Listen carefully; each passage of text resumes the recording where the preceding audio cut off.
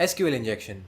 As the name suggests, in this technique the hacker injects specially crafted SQL statements to exploit improper input sanitization on the back end of a website. SQL is responsible for performing operations on a database like inserting values, updating values, and deleting values from a database table. Most of the times, SQL deals with the data that is given by the user. For example, if you consider a login page, the user gives his username and password to log in. These username and password values must be validated by the server. Intuitively, the way it's done is by performing an SQL query like this, which tries to fetch a row from the user's login table with the given username and the password values. If the query returns a row, then the credentials are valid. Else, they are not. These SQL queries, as you can see, include user input. The user can simply provide an SQL statement like this as the input for the username field. And when it's sent to the server, it modifies the hard-coded SQL query on the backend such that the query always returns a row no matter what the password is. This is a typical example of SQL injection. To prevent these attacks, the user input must be first sanitized before performing any SQL operations. Cross-site scripting. This loophole also exists because of the improper input sanitization. In this attack, the hacker injects some malicious script on the client side, or in other words, the browser. But how does injecting a script on the browser affect the whole website? It's simple. When the hacker injects some JavaScript, let's say, in a web page and save the activity on the web page, the user input, which includes the malicious JavaScript, is sent to the server so that it can be saved on the database. If the server doesn't validate the user input and blindly saves it into the database, it means that any user who requests the same web page is also served with the script that the hacker injected. And the user's browser executes that script because it is coming from a website that they trust. By doing so, the hacker can steal the cookies of a user, can deface a website, and can do a lot of other damage too.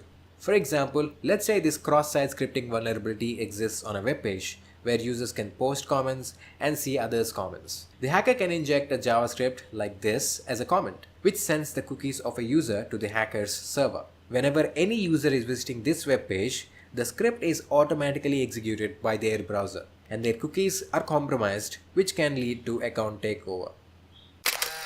Insecure deserializing. Serializing is the process of converting some data from one form to another, so that both the sender and the receiver will know how to handle it. When the web server sends some kind of data to the browser, it first serializes it. And in the same way, when the browser sends some serialized data to the web server needs to deserialize the received data. If no proper checks are done by the server before deserializing data that is received from the browser, it can lead to a serious vulnerability like remote code execution or privilege escalation, etc. For example, consider that a website is using Pickle library in Python to serialize and deserialize data. The server serializes some data and writes them into cookies. The cookies are then sent to the browser. Now a hacker can take advantage of this by replacing the cookies with a serialized Python object, which looks like this. When this object is serialized with some Pickle library and sent to the server in the form of a cookie, the server needs to first deserialize the cookie in order to understand it. If the deserialization is done without proper checks, this leads to the creation of the Python object that the hacker specially crafted, and this further leads to the code being executed on the web server. The hacker will now be able to browse through the file system of the server, access the files, and do much more by getting a reverse shell from the web server. This loophole can also be fixed by properly sanitizing everything that comes from the browser before handling it on the server. Cross-site request forgery. In this loophole, the hacker sends forged requests to a website from a different website. This different website is often the website hosted by the hacker himself. For example, let's consider a web page like this that gives the user an option to change his or her password. When the user types in the new password and clicks change, a post request is sent to this URL with the new password as a parameter. The web server then changes the password of that particular user.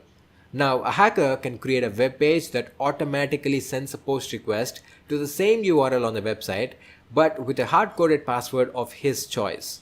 He then hosts this web page on his server and simply sends the link to the victim. When the victim clicks on it, the post request is sent automatically to the target website. Since the victim is already authenticated on the target website, the password is successfully changed to the one that the hacker wanted.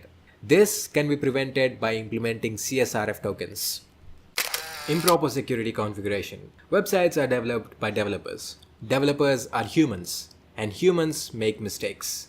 These mistakes may include improper configuration of the web server. For example, when a website is hosted, the developers may completely forget to change the default passwords of the server's admin console, or to completely uninstall the server's admin console.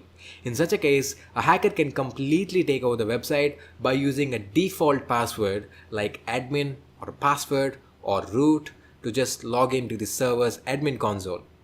This might sound silly, but even companies like Google faced such issues in the past. So always remember to change the default passwords. Thanks for watching this video. Hope you liked it, and if you did like it, please don't forget to leave a thumbs up below. If you did not subscribe yet, please hit the subscribe button and also turn on the bell icon to get instant updates from my channel. Once again, thanks for watching. I'll meet you in the next video. Cheers.